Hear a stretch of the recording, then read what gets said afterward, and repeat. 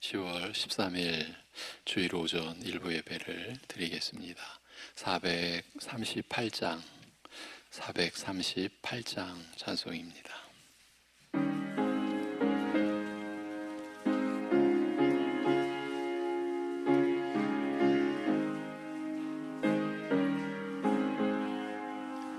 내 영혼이 은총 입어 중한 죄짐 벗고 보니 슬픔 많은 이 세상도 천국으로 화하도다. 할렐루야 찬양하세. 내 모든 죄 사함 받고 주 예수와 동행하니 그 어디나 하늘나라. 주의 얼굴 뵙기 전에 춤을 입에던 하늘나라 내 마음속에 이루어지니 날로 가깝도다. 할렐루야 찬양하세.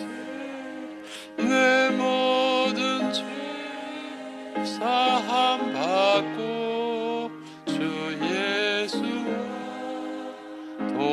동행하니 그 어디나 하늘나라. 높은 산이 거친 들이 조막이나 궁궐이나 내 주 예수 모신 곳이 그 어디나 하늘나라. 할렐루야 찬양하세. 내 모든 죄 사함 받고 주 예수와 동행하니.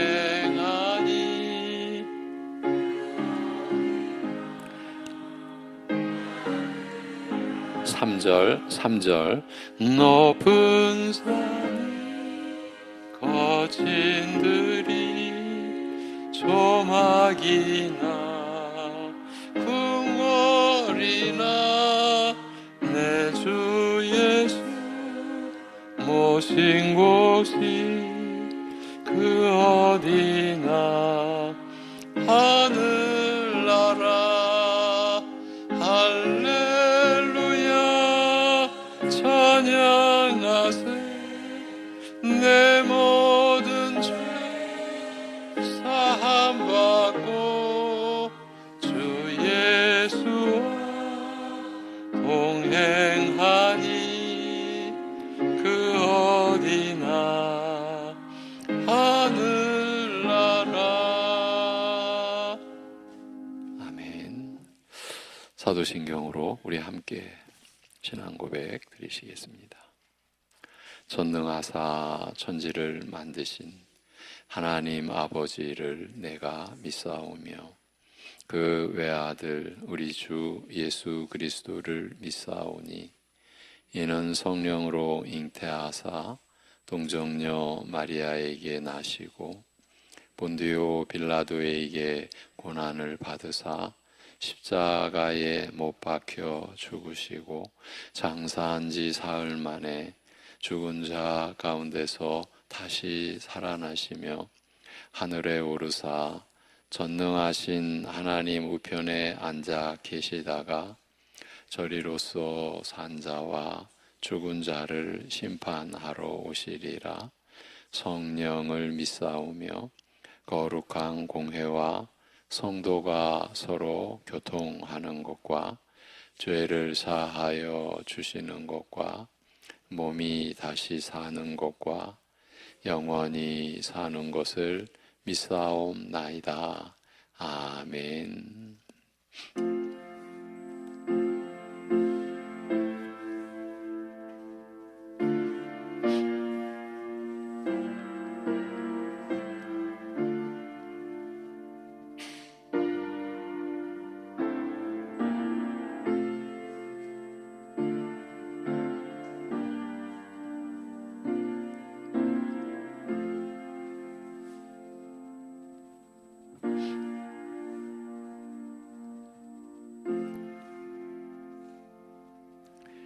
우리가 아직 죄인 되었을 때에 그리스도께서 우리를 위하여 죽으심으로 하나님께서 우리에 대한 자기의 사랑을 확증하셨느니라. 곧 우리가 원수 되었을 때에 그의 아들의 죽으심으로 말미암아 하나님과 화목하게 되었은즉 화목하게 된 자로서는 더욱 그의 살아나심으로 말미암아 구원을 받을 것이니라. 아멘. 세상을 홀로 창조하셨듯이 새로운 피조물 된 우리의 구원을 홀로 이루신 우리 아버지 하나님, 하나님의 그 크신 은혜,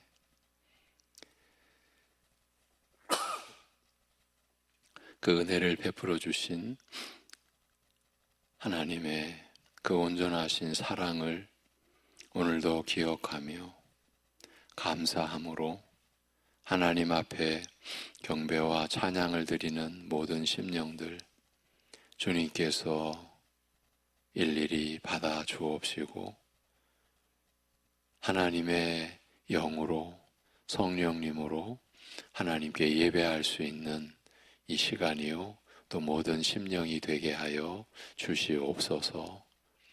우리 주 예수 그리스도의 이름으로 감사하며 기도하옵나이다. 아멘. 이제 일어나셔서 14장 찬송 드리겠습니다.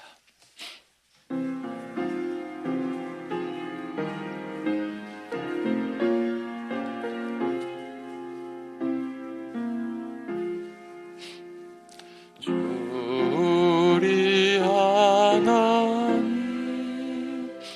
하늘에 계시니 온전한 만민 주 앞에 찬송하네.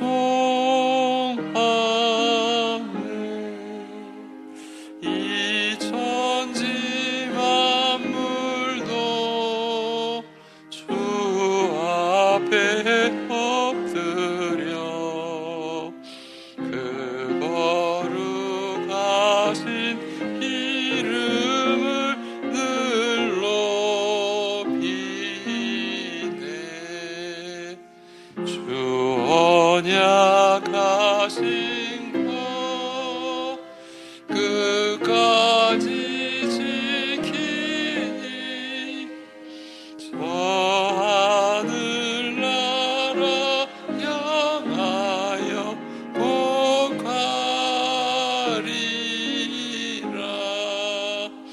주 얼굴 배울 때 내 맘이 기쁘고 영원히 주의 영광을 찬양하리.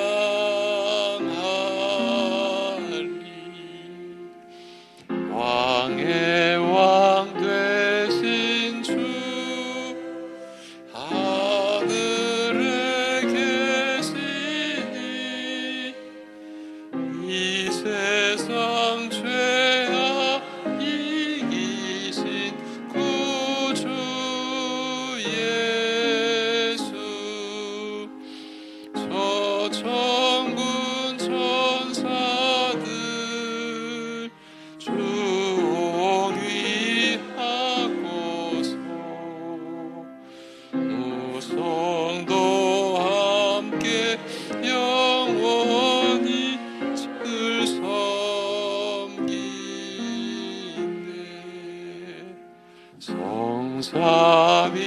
성삼위일체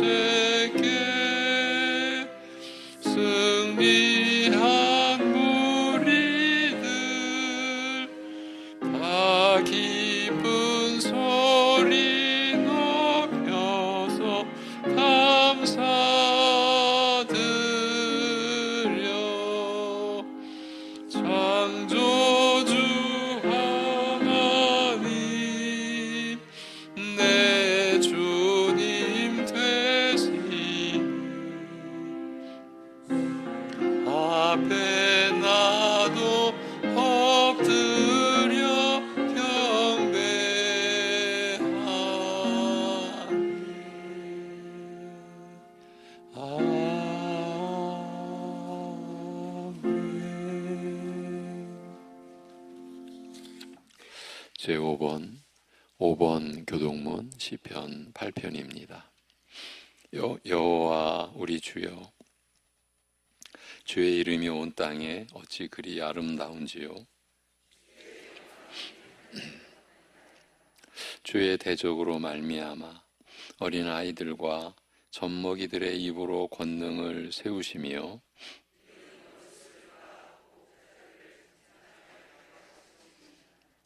주의 손가락으로 만드신 주의 하늘과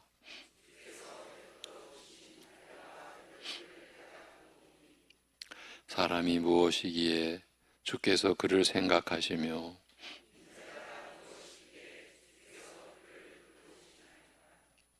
그를 하나님보다 조금 못하게 하시고 주의 손으로 만드신 것을 다스리게 하시고 만물을 그의 발 아래 두셨으니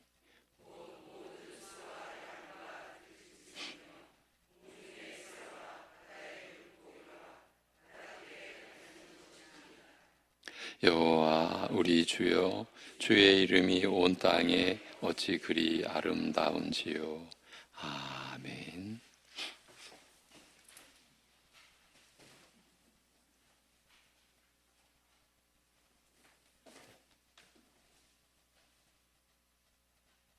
믿음의 길을 알려주시고 성경을 주시고 하나님 자녀답게 생각하고 행동하도록 항상 우리를 간섭하시는 하나님 아버지 감사합니다. 나이가 들어갈수록 걱정, 근심이 많아지는 우리들에게 이런 때일수록 우리가 누구인지 더욱 깊이 생각하게 해주시고 어떻게 사는 것이 잘 사는 것인지 혼란스러울 때 다시금 말씀 속에서 답을 찾게 하셔서 바른 길 가도록 우리를 붙들어 주옵소서. 하나님 아버지, 지난날 타락하여 죄와 비참함 속에서 헤매이던 멸망으로 가던 우리들을 오직 하나님의 사랑하심으로 선택하여 주시고 그리스도 의를 입혀주셔서 하나님 자녀 삼아 이렇게 특별히 돌보아 주시니 더욱 감사합니다. 늘 우리와 함께 하시며 훈계와 책망으로 우리를 빚어 가실 때에도 우리를 내버려 두지 않으시고 그 고통 속에서조차도 은혜를 주시어 하나님의 특별한 사랑을 받는 자녀임을 알게 하시니 그 자비하심에 감사합니다. 본성이 부패한 우리는 스스로는 절대 거룩해 줄 수 없는 존재임을 다시 한번 하나님 앞에 고백합니다. 이런 우리를 아시고 성화 또한 하나님의 값없는 은혜의 역사로만 하시니 우리 삶 속에서 일어나는 모든 변화하는 것들은 그저 하나님의 은혜일 뿐입니다. 우리의 소명이 되신 하나님 아버지, 모든 것을 선하게 이끄심을 알기에 더욱 의지하고자 합니다. 지금은 비록 우리가 힘들게 애쓰고 있지만 하나님께서 새롭게 놀라운 일들을 이루실 것을 믿습니다. 가장 적절한 때에 모든 것을 올바르게 만드실 것을 기대합니다. 우리의 비참함에 대해 냉정하시거나 무관심하지 않으시는 하나님 아버지께서 우리와 늘 함께 계시니 때때로 기뻐할 일 하나도 없고 때로 괴롭고 낭망된 일만 있을지라도 하나님께서 우리 삶의 주인이라고 하시고 또 선하심과 인자하심으로 우리 삶을 인도하고 계심을 믿고 알기에 더욱 의지하며 저희가 더욱 인내함으로 평안을 강구하는 우리 모두가 되기를 간절히 기도합니다. 이제 말씀 전하실 담임 목사님과 가정을 늘 영육 강건하게 붙들어 주옵시고 허락하신 모든 사역 위에 성령께서 붙들어 인도하여 주옵소서. 귀한 말씀 들을 때에 하나님과의 어그러전 관계가 회복되게 도와주시고 다시금 하나님께 입술로 감사하며 기쁨과 평안으로 주님을 찬양하게 하여 주옵소서. 모든 것들 감사드리오며 예수님 이름으로 기도하옵나이다. 아멘.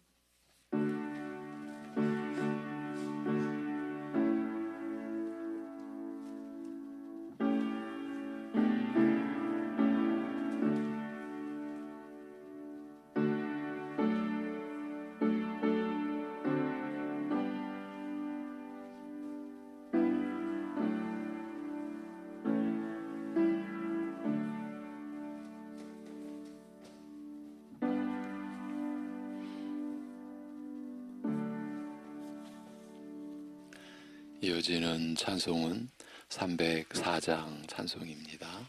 304장.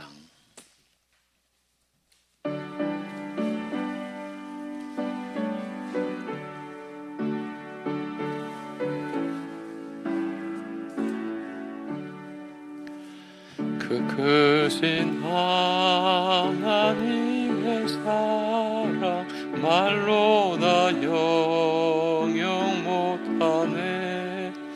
저 높고 높은 별을 넘어 이 낮고 낮은 땅 위에 죄범한 영혼 구하려 그 아들 보내사 화목제물 삼으시고 죄 용서하셨네. 하나님 크신 사랑은 증량다 못하네. 영원히 변치 않는 사랑 성도여 찬양하세. 괴로운 시절 지나가고 땅 위에 영화쇠할 때 주 믿지 않던 영혼들은 큰 소리 외쳐 울어도 주 믿는 성도들에게 큰 사랑 베푸사 우리의 죄 사했으니 그네 잊을까.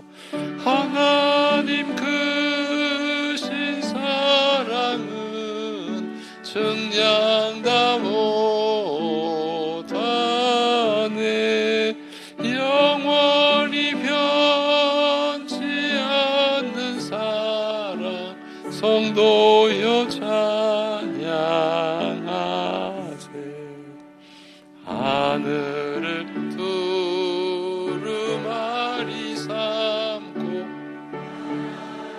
먹물 삼아도 한없는 하나님의 사랑 다 기록할 수 없겠네.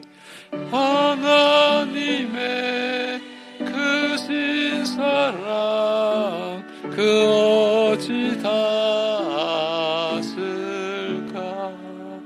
저 하늘 높이 쌓아도 채우지 못하리. 크신 사랑은 증량다 못하네. 영원히 변치 않는 사랑 성도여 찬양하세.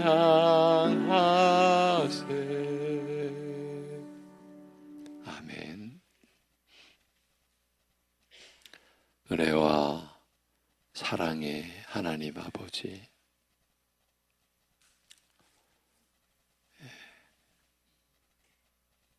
육신의 생애 동안 그 사랑을 알아간다고 해도 다 알지 못하며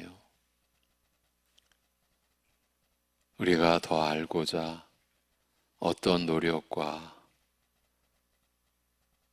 수고를 다 한다 하여도 미칠 수 없는 그 큰 사랑으로 우리를 품어주시고 우리를 오래 참아주시고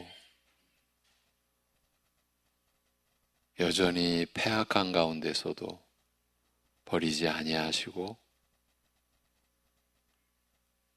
우리를 붙들어 주시며 하나님의 형상으로의 회복뿐만 아니라 하나님의 자녀로서의 모습으로 자라가도록 인도하여 주심을 감사드립니다. 하나님께서 우리에게 베푸시는 은혜를 기억하며 이 시간 아버지 하나님 앞에 우리를 지으신 하나님, 우리를 구원하여 주신 하나님을 11조의 예물에 담아 고백을 드리고 감사를 드리며 때를 따라 도우시는 은혜를 입고 살기에 각자의 처지에서 고백한 감사의 마음으로 예물을 올려드리오니 주께서 이 예물과 그 예물을 드리는 손길 그 마음을 받아주옵시고 하나님께서 뜻대로 우리와 우리의 가족과 이웃을 참으로 주님의 은혜로 복되게 하시는 일에 드려진 예물과 드리는 심령들이 거룩하게 쓰임받게 하여 주시옵소서. 하나님 아버지, 땅의 것들이 어쩌면 미물만도 때로는 못한 악한 존재들이 하늘의 하나님을 예배하며 하나님을 따라 하나님과 함께 산다는 것이 무엇인지 그저 단순히 흘러가는 세월이 아니라 하나님께서 섭리하시는 시간의 흐름 속에 더 온전하게 깨닫도록 피조물이 그것도 영원히 심판의 멸망과 불행 속에 처하였어야만 하는 우리가 그 심판에서 벗어나서 하나님을 의지하고 예배드리고 하나님의 뜻을 쫓아 산다는 것이 무엇인지 더 온전히 깨닫고 그래서 그 깨달은 믿음의 삶을 이룰 때에 그 삶을 통해서 하나님께서 얼마나 기뻐하시는지 그리고 그 하나님의 은혜가 변화되어져 가는 우리의 삶 속에서 어떤 열매를 거두는지 스스로 바라보고 자신에게서 맺어지는 그 열매를 통해 하나님께는 기쁨과 영광을 가족과 함께 살아가는 사람들에게는 하늘의 영광을 비추는 작은 빛과 소금으로 작용하고 나타나고 드러나는 복된 삶이 되게 하여 주시옵소서. 그러기에 오늘도 우리를 살리신, 우리를 인도하시는 우리에게 하나님의 뜻대로 열매를 맺게 하시는 말씀을 받고자 하오니 성령께서 예배하는 우리 각자의 심령 속에서 역사하여 주셔서 그 능력 있는 은혜로 증거해 주시고 깨닫게 해 주시고 믿음으로 받을 수 있게 하여 주시옵소서. 감사드리옵고 우리 주 예수 그리스도의 이름으로 기도하옵나이다. 아멘. 요한일서 4장 9절에서 11절.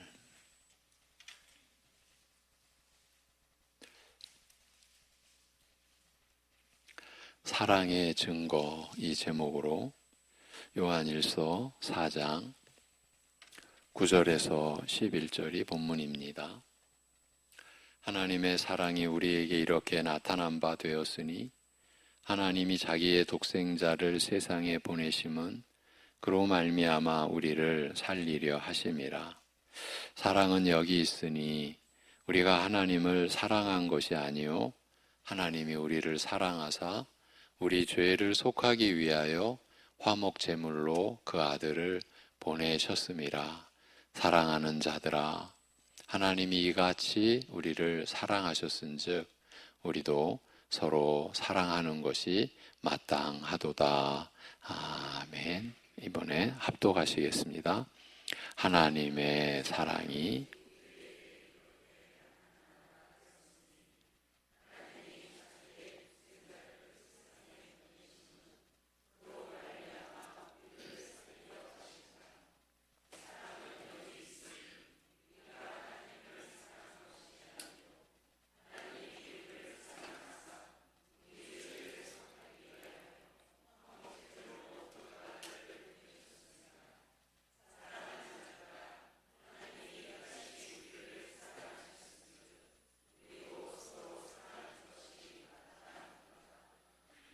아멘.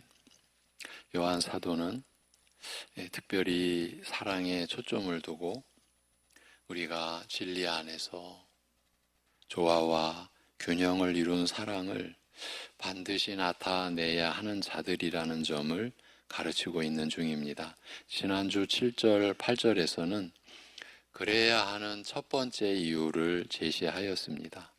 성부 하나님은 본성 자체가 사랑이시기 때문에 자식은 부모의 유전자를 받아서 나올 수밖에 없는 것처럼 하나님의 자녀된 성도들은 하나님의 영적 유전자인 사랑을 담게 되어 있다는 의미였습니다. 거듭난 모든 성도들은 다 사랑을 본성으로 하시는 하나님을 닮아 형제 사랑을 베푸는 일에 나서며 점점 더 적극적으로 나서며 그걸 당연히 여길 수밖에 없다고 하였습니다. 이렇게 말씀을 드렸죠. 미약하더라도 사랑의 변화가 우리의 마음과 삶 속에서 나타나야 한다.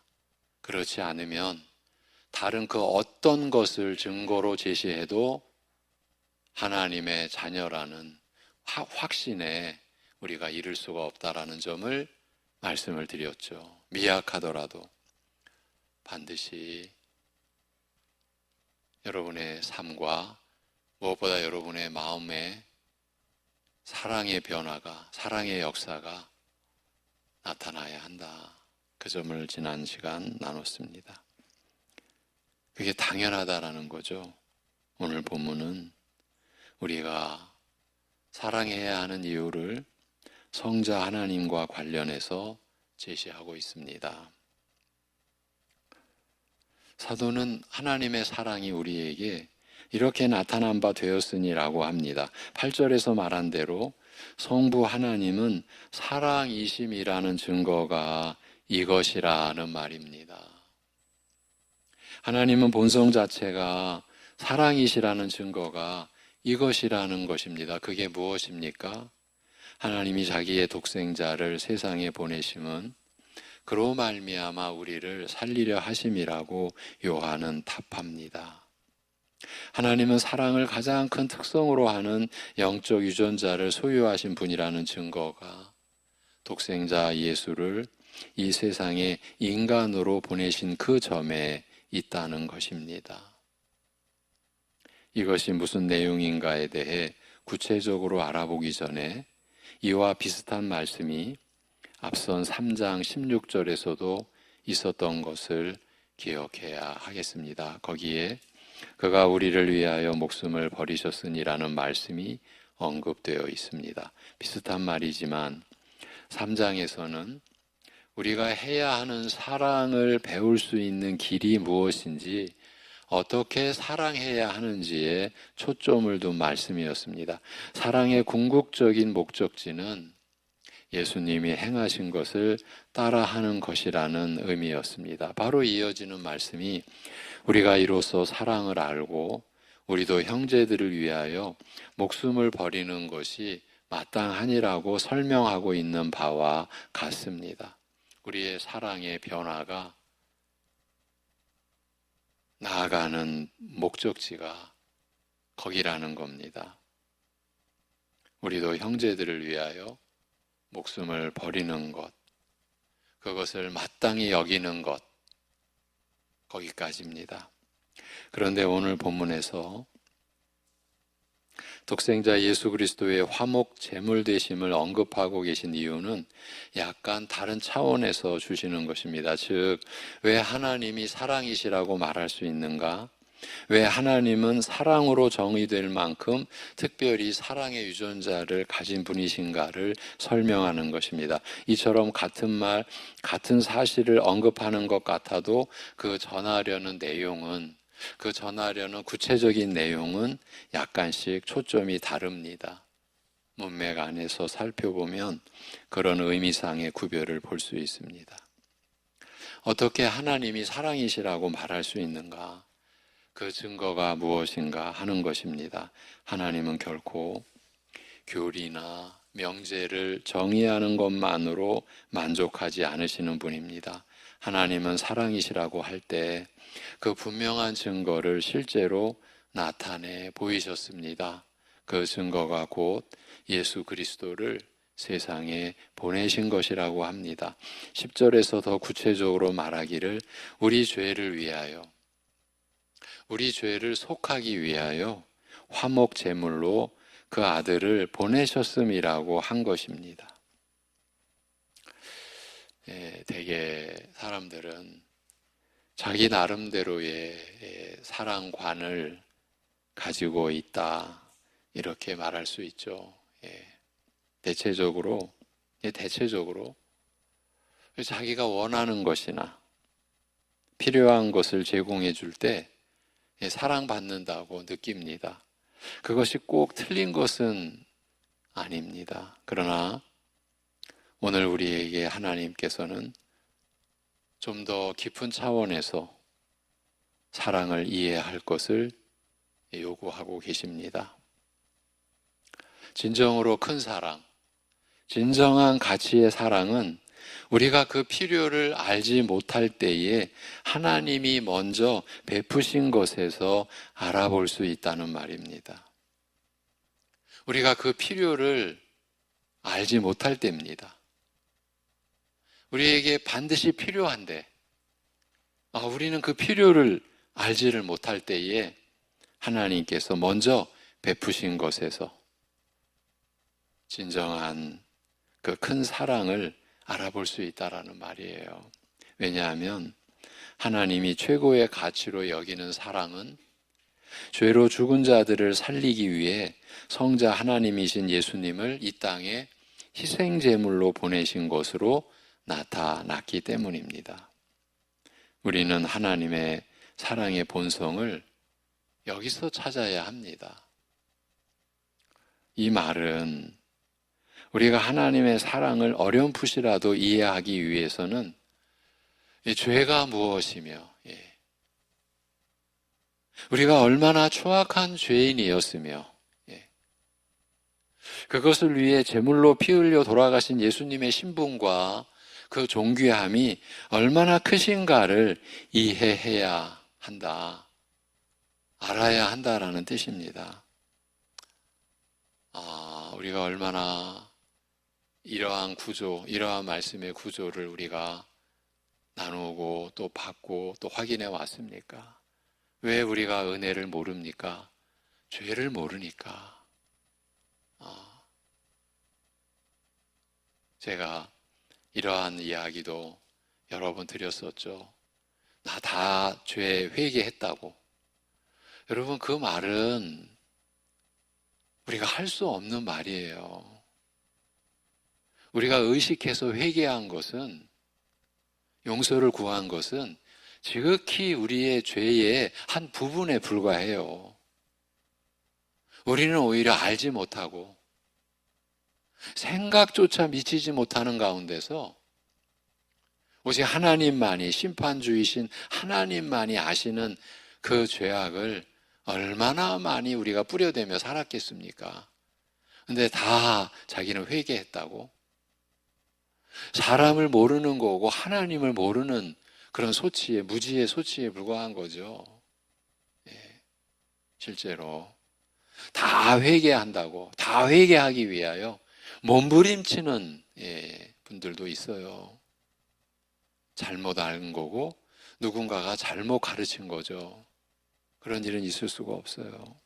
다시 돌아와서 우리가 하나님의 사랑을 어렴풋이라도 제대로 이해하기 위해서는 그 사랑을 받은 우리의 죄, 내 죄가 무엇이고 그 죄가 얼마나 추악했는지, 그렇기 때문에 그 죄를 속하기 위해 제물 대신 피 흘려 돌아가신 예수님의 신분과 그 존귀함이 얼마나 크신가를 이해해야 한다라는 말씀을 드리는 거예요.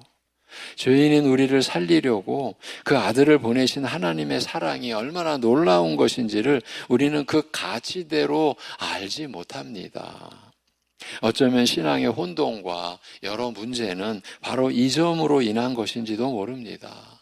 우리는 하나님이 우리를 사랑하셨다는 말을 들을 때 은연중 내가 사랑받을 만하기에, 우리가 사랑스럽기 때문에 하나님이 우리를 사랑하신 것이라고 생각합니다.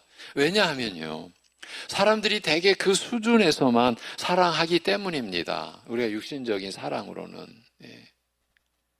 혈육이거나 아니면 이익관계에 있는 사람, 자기한테 잘해주는 사람, 아니면 그 사람이 훌륭하고 친절하고 거룩해서 사랑받을 만하기에 사랑하고 좋아하는 경우들이 많습니다. 대개 그렇습니다.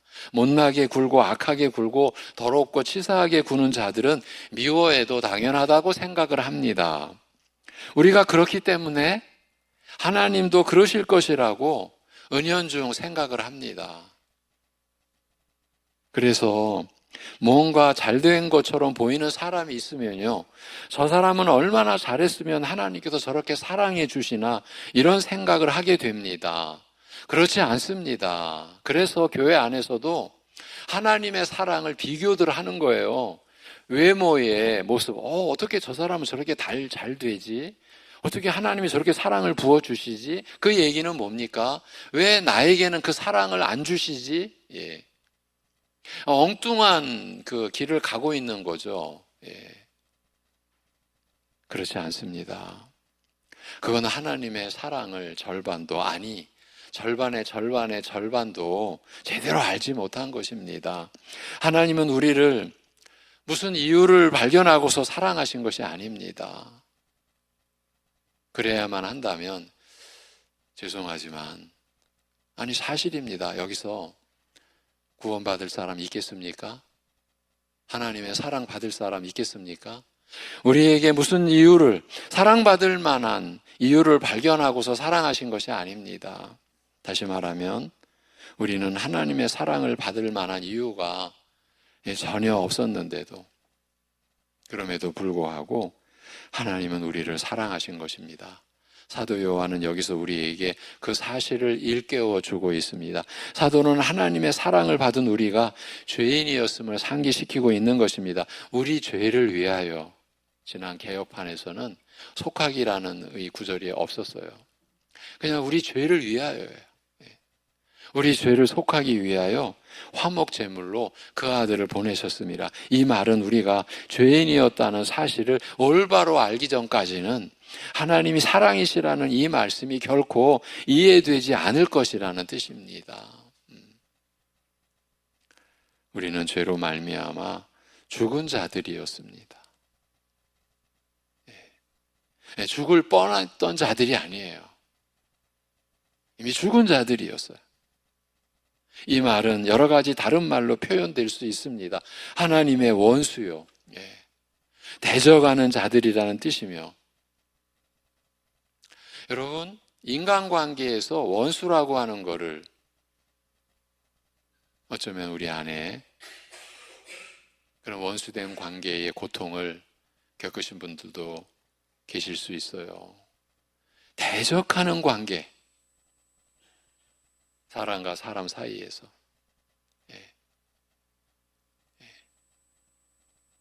이웃교회 성도님이 저에게, 이웃교회 성도님이세요. 아마 이제 본교회에서는 그런 고백을 하기가 어려우니까 그랬을 거예요. 같은 직장에서 근데 그것도 같은 신자예요. 교회는 다르지만. 그렇게 괴롭힙니다. 예. 이렇게까지 말했어요. 죽이고 싶다고. 예. 그렇게까지 말씀을 하시더라고요. 예. 이게 얼마나 괴로웠으면. 예. 그것도 힘들게 일하시는 분들이었어요. 예. 예. 구청에서 힘들게 일하시는 분들 안에 신자가 신자를 괴롭히는 거예요. 그 심령을 토로할 때 얼마나 고통스러웠으면 이웃교회의 목사에게 그런 심정을 토로했을까. 이게 대적하는 관계예요. 여러분, 이게 원수예요. 근데 하나님과 우리가 그런 관계였어요. 하나님이 우리를 그렇게 만드신 게 아니죠. 우리가 그런 관계에 들어가 있었었죠. 자기를 창조하시며 생명을 주신 하나님을 알아보지도 못한 배은망덕한 자들이라는 뜻이며, 그래서 제가 죄인이라는 거를 전혀 개념이 없이 느끼지 못하는 분들을 위해 굳이 제가 그냥 예를 드는 정도가 이런 정도였었어요.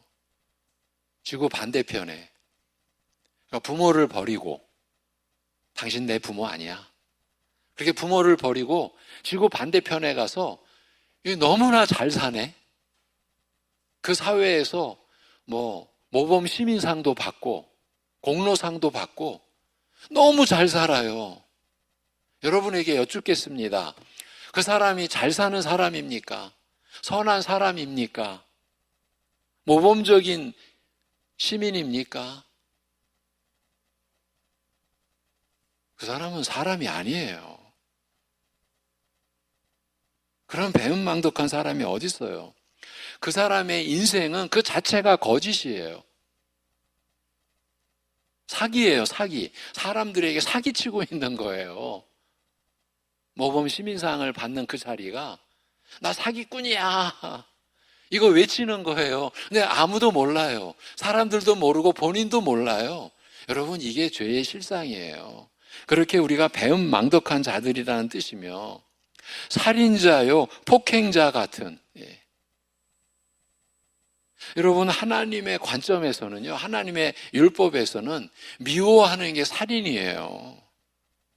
그만큼 하나님과 하나님의 나라는 의롭고 선하고 완벽한 세상이기 때문에 미움도 그 자체가 이미 살인이라고 말씀을 하세요.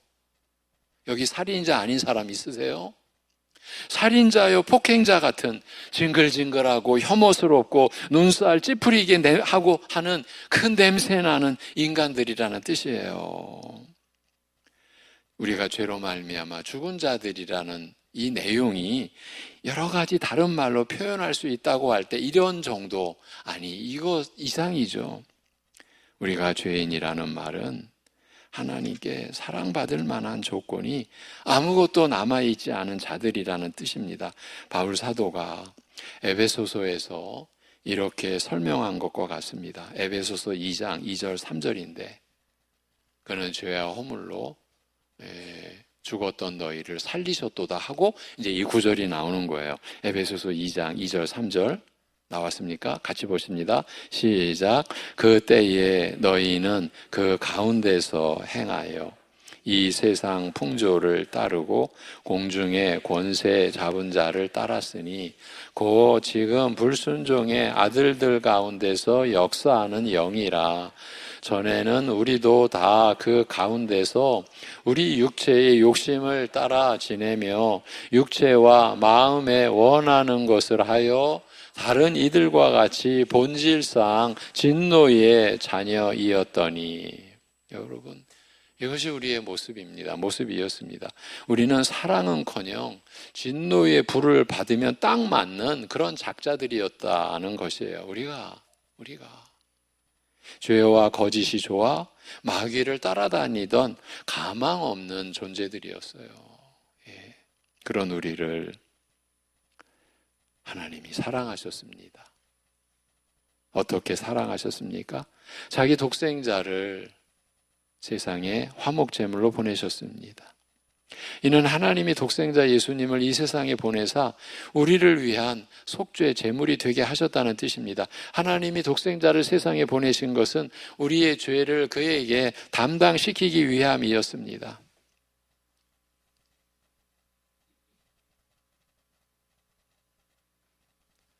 다른 사람의 짐을 진다라는 것이 어떤 것인지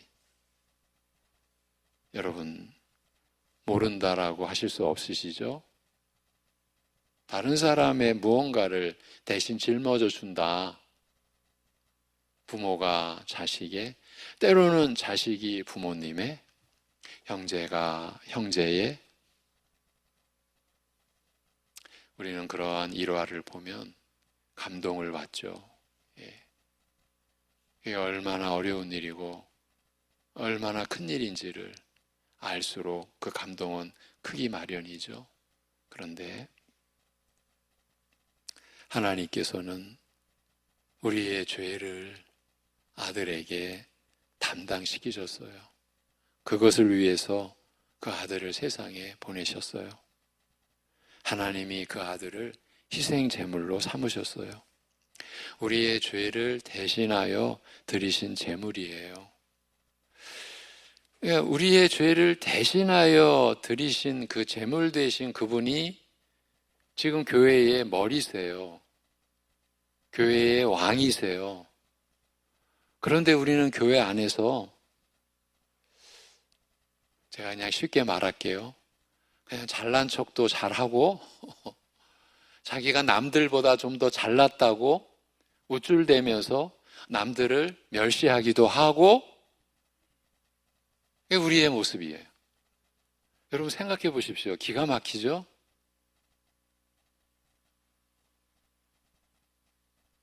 야, 우리가 어떻게 교만할 수가 있죠? 근데 교만하잖아요.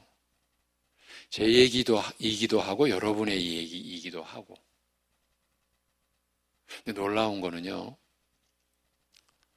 자기가 지금 우월감 속에 들어있을 때 그걸 몰라요. 근데 어느 날 알게 돼요. 그게 하나님의 은혜예요. 하나님의 은혜가 아니면 우리는 모른 채로 살게 돼요. 은혜를 경험하면서 변화를 회복을 해오셨던 분들은 제가 지금 드리는 말씀을 충분히 이해하실 거예요. 내가 그렇게 교만한 존재인지를 몰랐구나. 내가 누군가를 깔보고 내려다보고 멸시하고 있었구나. 그걸 모르는 거예요. 근데 그러고 산 거예요. 근데 어느 순간 하나님이 그걸 깨닫게 해주세요. 그 순간은 여러분의 상황에 따라 다양하게 나타나죠. 그걸 알게 되는 거예요. 그때 우리는 비참한 거죠. 그런데 그 비참함을 뒤덮는 하나님의 긍휼이 우리를 붙들어주는 것도 느끼는 거죠.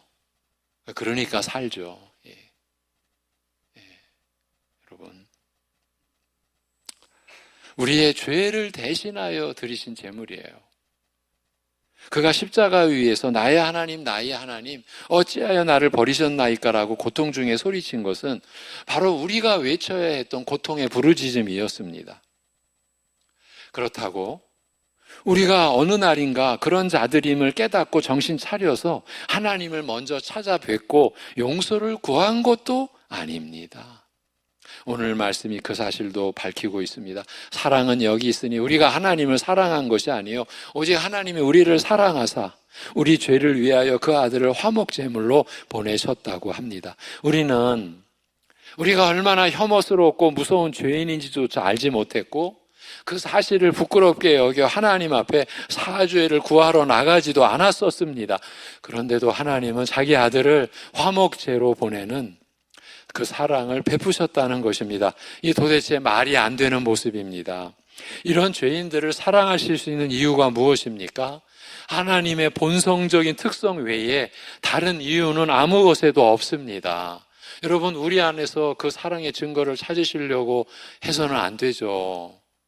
그렇다면 여러분의 생애는 그야말로 소모되는 생애가 될 수밖에 없어요. 못 찾습니다. 하나님의 영적 유전자가 사랑이시기 때문입니다. 이것뿐입니다. 그 마음에서 자발적으로 일어나신 사랑밖에 아무 다른 이유가 없습니다. 우리가 이쁜 짓 하는 사람을 이뻐하고 못나게 구는 사람을 미워하는 성향을 가지고 있으나 하나님의 영적 유전자는 원수요, 대적자요, 혐오스럽고 냄새나는 죄인들이라도 사랑하시는 성향을 갖고 계신 것입니다. 그 죄인들이 자기들의 필요를 알지 못함에도 불구하고 먼저 살리시려는 성향입니다. 이것이 하나님은 사랑이시라는 증거입니다. 하나님이 자신의 독생자를 보내사 죽게 하시고 잔인한 수치와 고뇌 및 십자가의 고난에 처하게 하시며 여러분, 창조주가 피조물에게 뺨 맞으시고요, 침뱉음 당하시고요, 창조주가 피조물에게, 여러분 그걸 생각하셔야죠. 예배를 드리면서 우리는 전능하사 천지를 만드신 이렇게 고백을 합니다. 창조주 하나님을 경배하고 있는 겁니다. 우리는 피조물입니다. 그런데 피조물이 창조주의 뺨을 때리고, 그래고도 우리가 무사합니다. 침 뱉고도 우리는 무사합니다. 이게 하나님의 긍휼이다. 하나님의 선하시며 인자하심이다. 그래서 우리가 찬양하는 것 아닙니까? 그 잔인한 수치와 고뇌 및 십자가의 고난에 처하게 하시며 또한 죄를 알지도 못하며 무흠하신 자로 우리를 대신하여 제물이 되게 하셨습니다. 교회가 선포하는 복음이 이것입니다. 그래서 교회의 자랑은 이것뿐입니다. 신자의 자랑도 이것뿐입니다. 갈라디아서 끝절에 가서 나는 십자가만을, 사도 바울의 나는 자랑은 이것뿐이다. 모든 신자의 자랑도 그것뿐인 거죠. 여러분, 우리가 뭘 자랑할 수 있겠습니까? 이 십자가의 자랑에 빛에 비추어 보면 그건 빛도 아닙니다.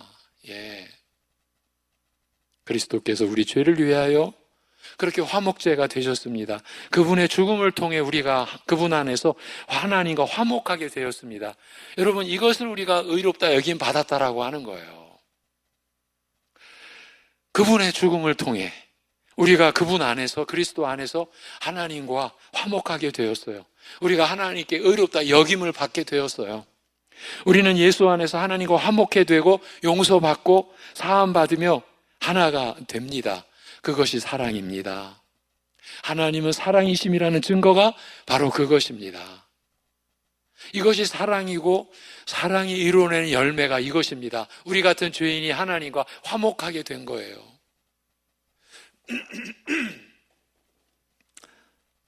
그것이 사랑입니다.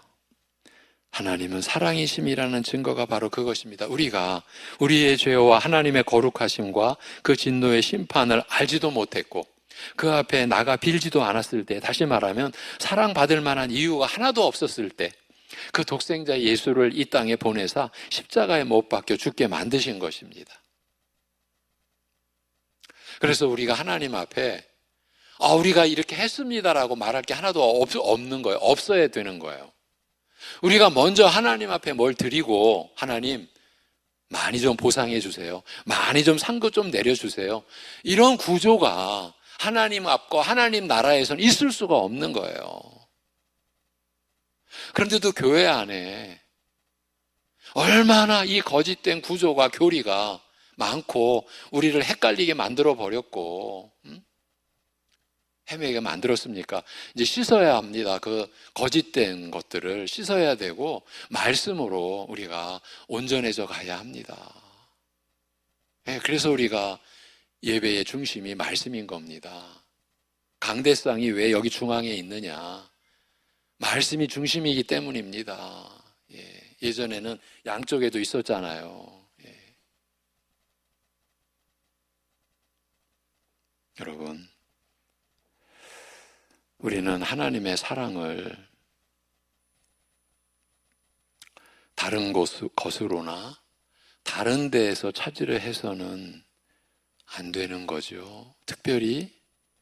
특히 사람들이 흔히 저지르는 실수처럼 내가 원하는 것을 주지 않으면 사랑하는 것이 아니라는 식의 발상을 이제 우리는 진리 안에서 완전히 버려야 합니다. 구약의 스바냐 3장에 그와 관련된 말씀이 있습니다. 스바냐는 종말을 예고하면서 종말의 시대를 사는 성도들을 향해 먼저 이렇게 가르칩니다. 스바냐 3장 16절 17절 먼저 같이 보시겠습니다. 16절 17절입니다. 시작. 그 날에 사람이 예루살렘에 이르기를 두려워하지 말라. 시온아 내 손을 늘어뜨리지 말라. 너의 하나님 여호와가 너의 가운데에 계시니 그는 구원을 베푸실 전능자이시라. 그가 너로 말미암아 기쁨을 이기지 못하시며 너를 잠잠히 사랑하시며 너로 말미암아 즐거이 부르며 기뻐하시리라 하리라. 아멘. 이 말씀은 하나님께서 성도들, 그 교회를 얼마나 사랑하시는지, 얼마나 깊이 사랑하시는가를 밝힌 대목입니다. 여러분 때문에 기쁨을 이기지 못하신다는 그런 표현이에요. 사람의 표현대로 하자면 여러분이 좋아서 환호성을 지르고 소리치고 외칠 만큼 좋아서 어쩔 줄을 모르신다라고 하시는 그 말씀이에요. 믿으십시오. 사실입니다. 하나님이 여러분을 그렇게 사랑하십니다. 우리는 이 사실을 잘 믿지 못하는 결벽증 같은 게 있어요. 내가 봐도 한심한데 이런 나를 하나님이 어떻게 사랑하시겠는가? 이렇게 생각하며 스스로 자책만 하고 있는 겁니다. 자기 연민에 빠져서 자괴감 속에서 헤매는 거죠. 그러나 성경은, 하나님의 말씀은 하나님이 말할 수 없는 기쁨으로 여러분을 사랑하시며 여러분 때문에 소리 지르며 뛰놀 정도로 좋아하신다고 합니다. 그냥 여러분이 좋으시다라는 것입니다. 사람들은 외칩니다. 그런 사랑이 어딨냐고. 하나님은 이 세상에 보이셨습니다. 나타내 보이셨습니다. 내 아들을 죽였지 않느냐. 십자가에 못 박아 죽임 당하게 하지 않았느냐. 너 같은 죄인들에게 뺨 맞는 비참한 수치와 침뱉음 당하는, 조롱당하는, 야 네가 구원자냐? 그러면 너 십자가에서 한번 내려와 봐. 그래서 너 스스로를 먼저 구원해 봐. 이런 조롱까지도 당하는 그런 십자가의 구속을, 십자가의 그리스도를 하나님은 증거로 내세우는 거예요. 그것이 오늘 말씀이에요. 어떻게 그렇게 사랑하실 수 있느냐? 이미 내가 그 사랑의 증거를 역사적 사실로 보여주지 않았느냐? 왜 사도신경 신앙 고백에서 본디오 빌라도에게 고난 받으시고 본디오 빌라도만 예수님을 모욕했습니까? 고난 당하게 했습니까?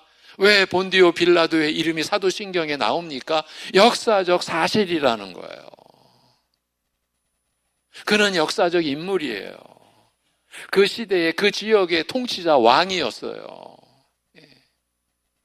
그 역사적 사실로 내 아들의 고난, 내 아들의 죽음을 너희들에게, 내가 너희들을 어쩔 줄 모르게 좋아하는 그 사랑의 증거로 이미 역사 속에 내보였다.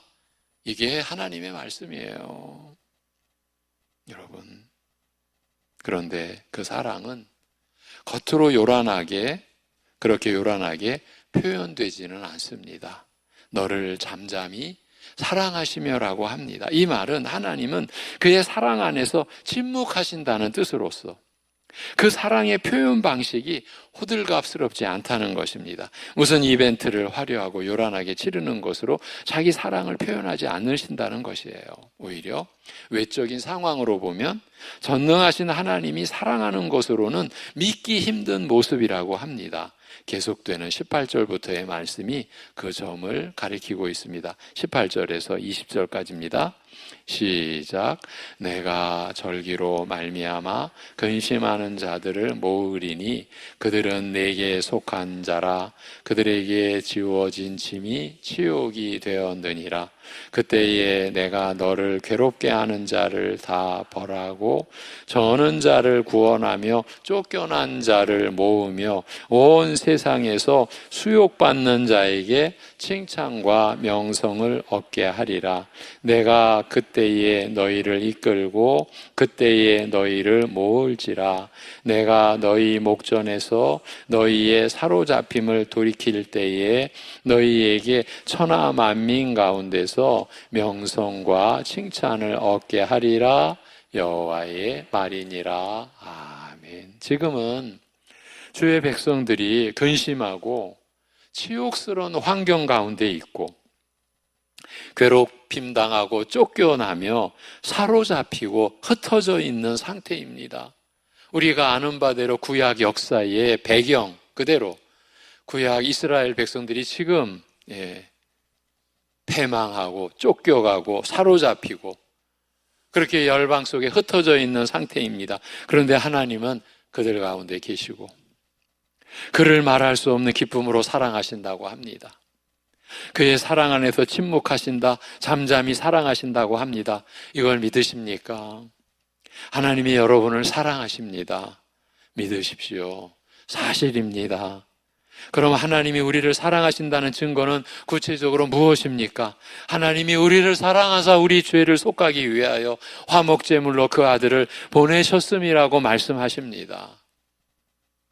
그래서 기독교를 사람들은 십자가의 표시로 나타내는 것이 결코 틀린 게 아닌 것입니다. 네, 그렇게 여쭙는 분이 있어요. 왜 송내중앙교회 예배당에는 십자가가 없고 이런 벽에도 십자가가 없느냐? 여러분, 송내중앙교회가 혼자 잘나서 그렇게 하는 것이 아니라 장로교회가 그렇게 하지 않기로 했습니다. 왜? 십자가도 어느 순간 우상이 되어버렸어요. 여러분, 영화 보셨죠? 예. 막 귀신 사탄 같은 것이 나오니까 막 십자가 들고 막 쫓잖아요. 그게 벌써 기독교가 우상 숭배하는 종교가 돼버렸다라는 한 표식인 거예요. 그래서 십자가를 우상으로 하는 그런 구습을 또 우리는 개혁해 가자. 예. 그래서 예배당 안에 십자가를 안 세우는 거예요. 제가 유별나서가 아닙니다, 여러분. 오해하시면 안 돼요. 우리 송내중앙교회가 뭐 좀 유별나게 하자 절대 아닙니다. 우리 장로교회가 그렇게 정했습니다. 장로교회 총회가. 예. 아니 왜 기왕 나왔으니까 말씀을 드립니다. 어느 보면은 절기 때마다 목사가 가운도 입고 후드도 절기 때마다 아름답게 이렇게 하는데 송내중앙교회는 가난한가? 그런 것도 안 하는가? 장로교회가 하지 않기로 했습니다. 왜 가운을 안 입기로 했느냐? 가운이 계급의 상징이니까.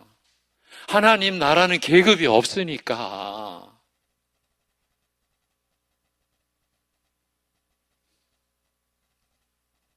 그러니까 말씀을 다 어그러뜨리고 이제 지금 신약 우리 시대에 와서 그래서 하나님이 종교개혁의 역사를 허락하셔서 장로교회가 일어났고 그래서 이제 침례교회, 감리교회 이렇게 일어났어요. 다 거기서 결정한 것들이었어요. 왜? 교회가 타락한 1500년 15세기까지 교회가 그런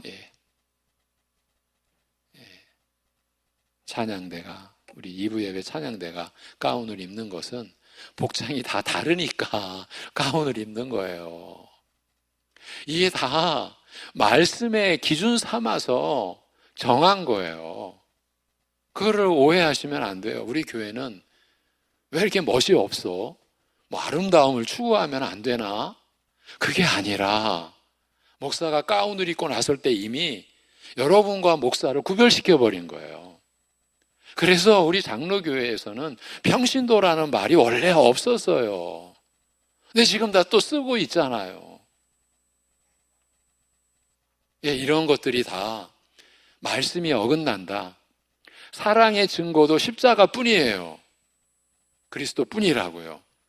근데 우리는 사랑의 증거를 다른 데서 찾고 있잖아요. 어디서 원인을 찾아야 돼요? 말씀을 버리는 거예요.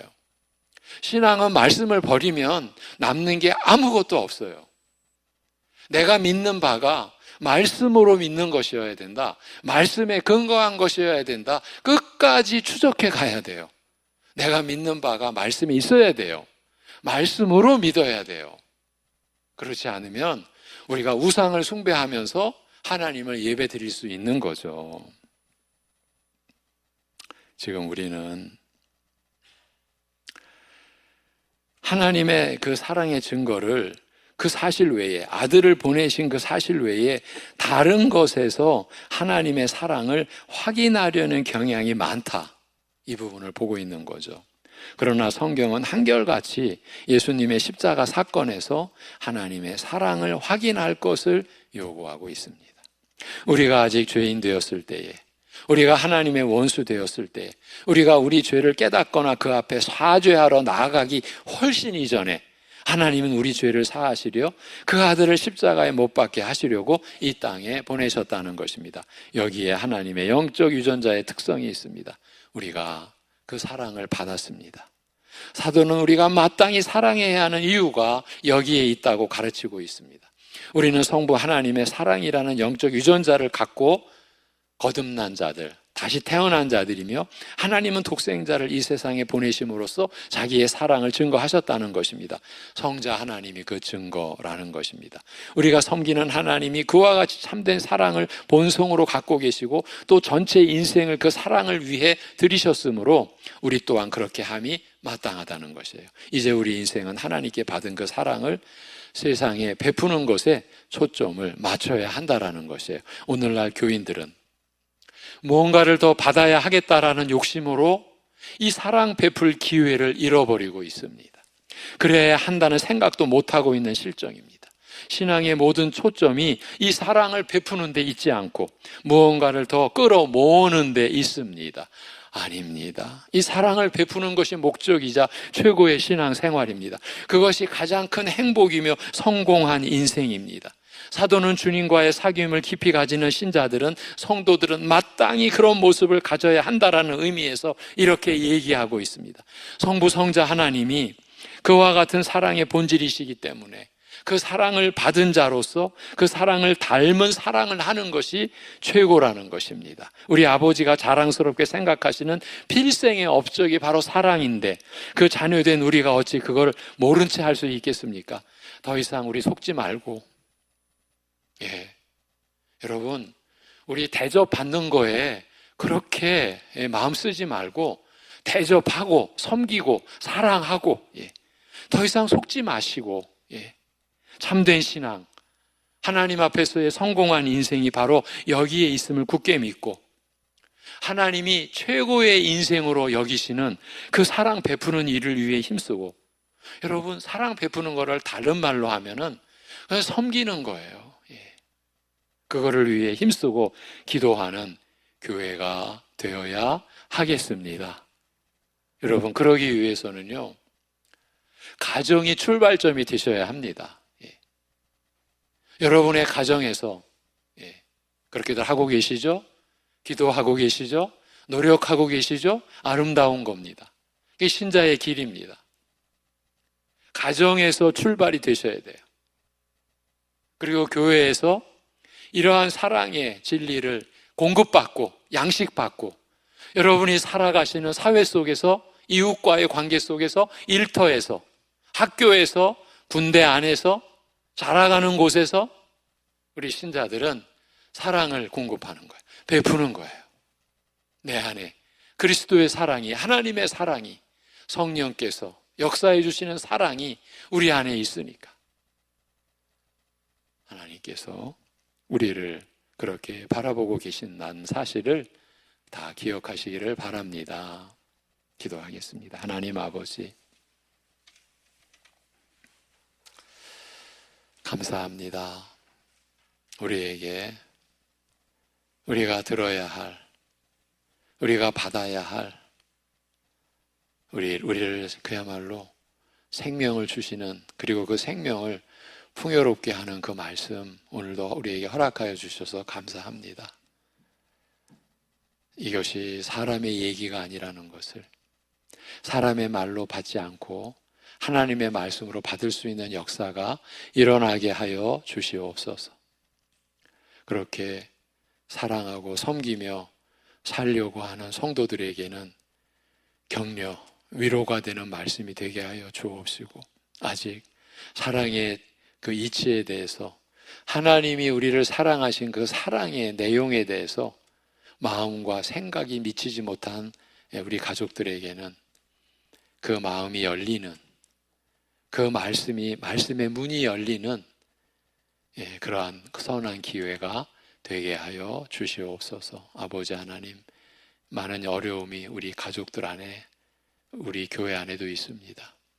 병상 위에서 또는 여러 가지 어려운 상황 속에서 하나님의 인도하심과 붙잡아 주심과 회복해 주시는 은혜를 구하고 있는 심령들을 긍휼히 여기사 그 심령을 살펴주시고 회복의 역사 허락하여 주시옵소서. 아버지 하나님, 우리 교회가 여러 가지 섬기는 일들이 사람의 일이 되지 않고 사람의 뜻으로 되지 않고 하나님의 일이 되게 해주시고 하나님의 뜻이 이루어지는 모든 일들 되게 인도하여 주시옵소서.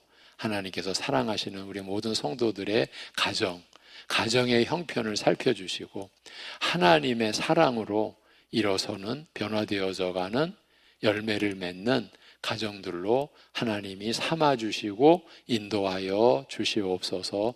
예수님의 이름으로 기도하옵나이다. 아멘. 300